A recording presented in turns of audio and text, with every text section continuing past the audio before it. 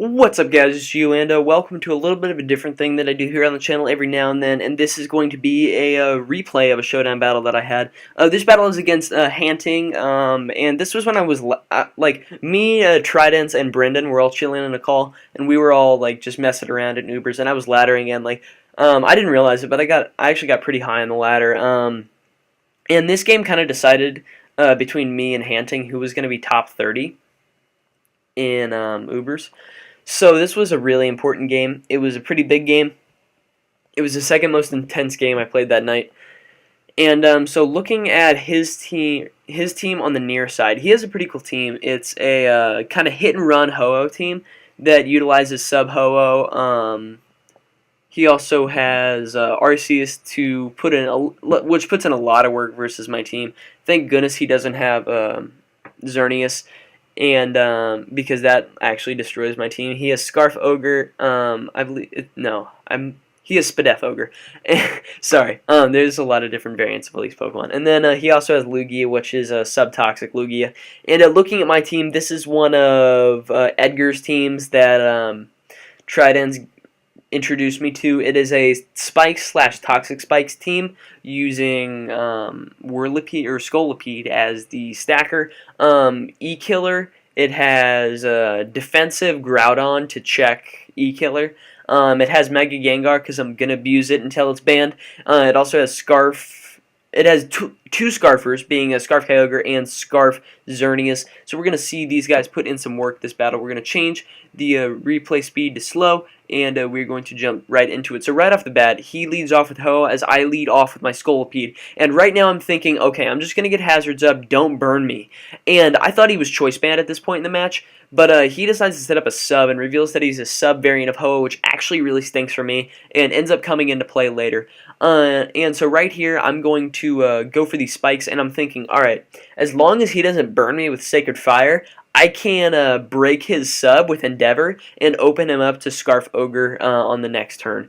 But of course, he goes for Sacred Fire, and surprise, he's going to get the burn. It stinks because I was able to get 2 layers of spikes up, but not really capitalize on using Endeavor. But it's whatever. I'm going to go into my Xerneas right here, my Scarf Xerneas, and I'm going to go for Rock Slide as he goes for the Sacred Fire again. Gets a crit, but thank goodness no burn.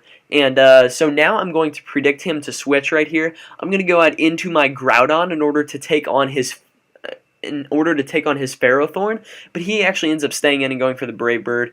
And I just figure, hey, this is as good of a time as ever to get up my rocks, because his Sacred Fire is going to do a lot, but I need my rocks up later in order to check Ho-Oh. So right here, he's going to switch out because he doesn't want to risk a roll, and goes out into his Arceus, as I am going to end up going for the Roar to phase Ho-Oh, as I end up bringing in Ferrothorn. And I thought long and hard about this play.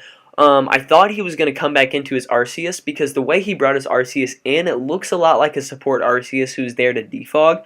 Also because I don't see another defogger on his team, like Lugia doesn't really run defog. So I thought he may want to do that. But I also need this Ferrothorn out of the way in order to sweep with either Scarf Ogre or E-Killer later in the match. And my main goal is to trap Ferrothorn this match. I need to trap Ferrothorn, and I need to get rid of Lugia. If I do those two things, I know I can win the match.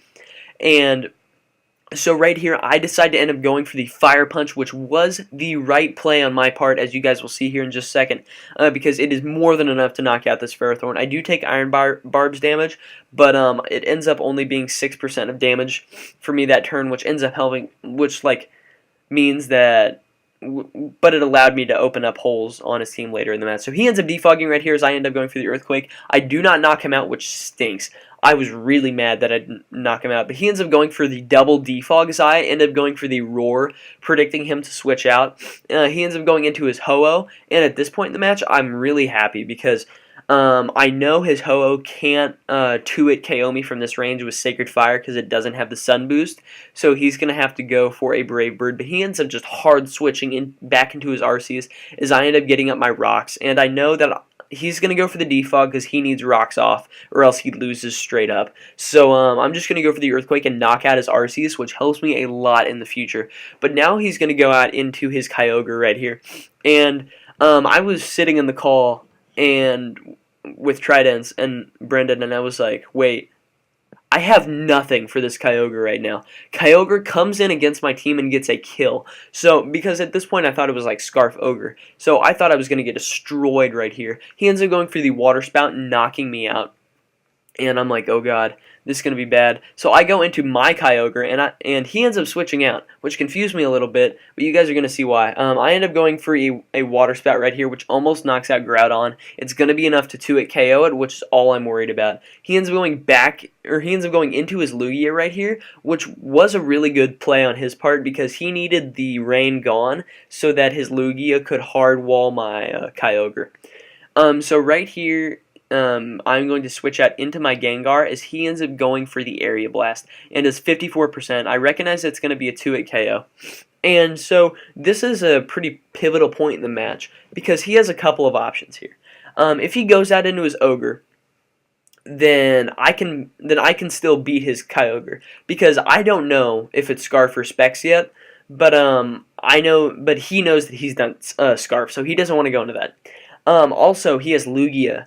I don't think he recognized how important Lugia was going to be for me, especially because I needed to free up lanes for E-Killer and Ogre later in the match, because I know those two Pokemon are going to be the ones that I need to win.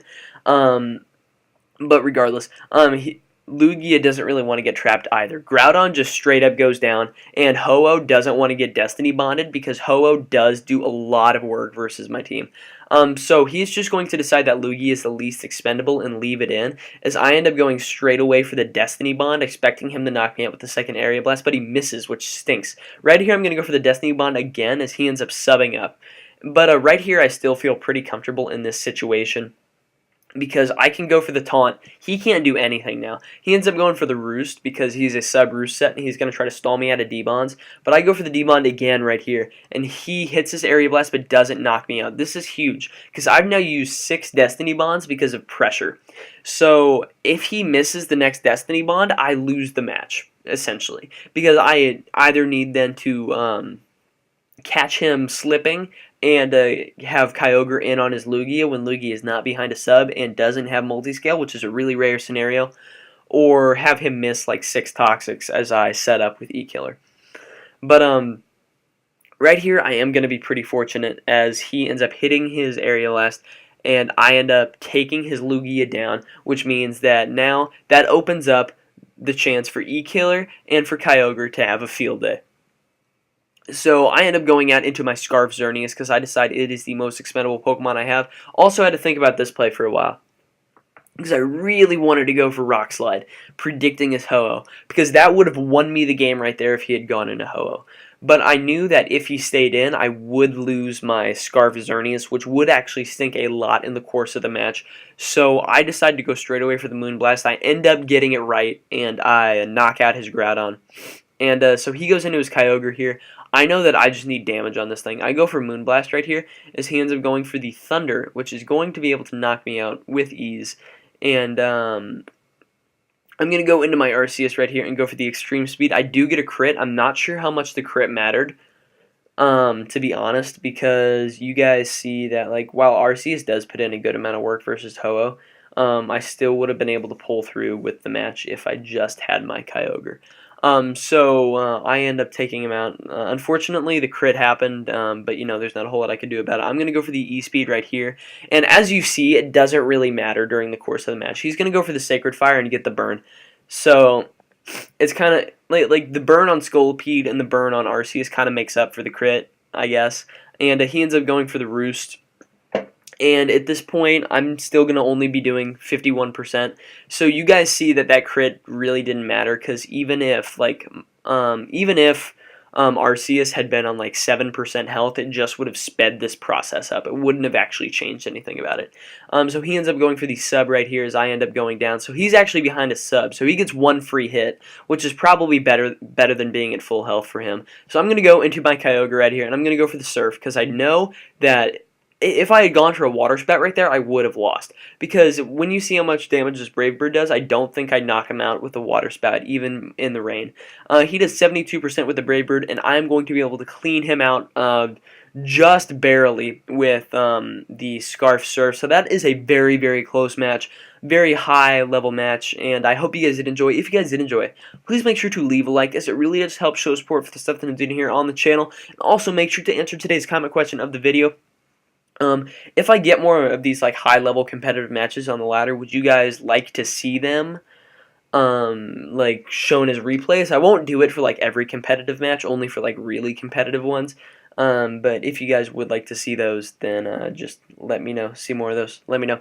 Anyway, and with that, I urge you guys to subscribe if you guys are enjoying the constant content. And with that, I'll catch you on the flip-flop.